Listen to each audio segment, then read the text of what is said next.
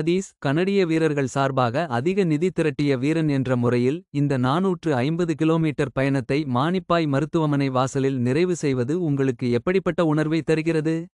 இது ஒரு உணர்ச்சிகரமான தருணம்.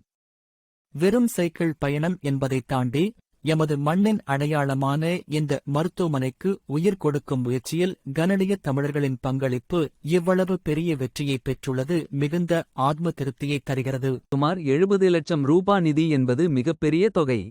இந்த இலக்கை அடைய நீங்கள் எவ்வளவு கடினமாக உழைக்க வேண்டியிருந்தது. இது பலரது கூட்டு உழைப்பு. கனடாவில் உள்ள எமது உறவுகள் மற்றும் நண்பர்களின் நம்பிக்கையே இதற்குக் காரணம். குறிப்பாக ஏனைய நன்கொடைகளை விட 10 மடங்கு அதிகமான ஒரு பெரும் தொகையை வழங்கி ஆதரவளித்த K. Ravindran dentistry professional corporation போன்றோரின் உதவி எமது இலக்கை அடைய பெரும் பலமாக இருந்தது.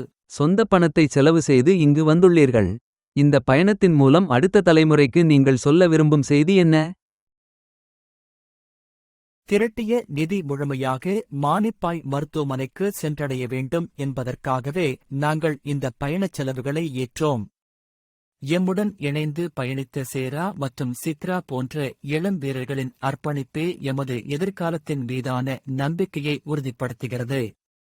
மண்ணுக்காக உழைப்பது எப்போதுமே பெருமைக்குரியது. உண்மைதான் நதீஸ். உங்களைப் போன்ற வீரர்களின் ஒவ்வொரு மிதிவண்டிச் சுழற்சியும் மானிப்பாய் மருத்துவமனைக்கு ஒரு புதிய உயிர்நாடியை தந்து கொண்டிருக்கிறது. வெயில், மழை, நீண்ட தூரம் என எதனையும் பொருட்படுத்தாமல் எமது மண்ணின் நலனுக்காக வியர்வை சிந்திப் போராடிய உங்கள் ஒவ்வொருவருக்கும் எமது மனமார்ந்த நன்றிகள்.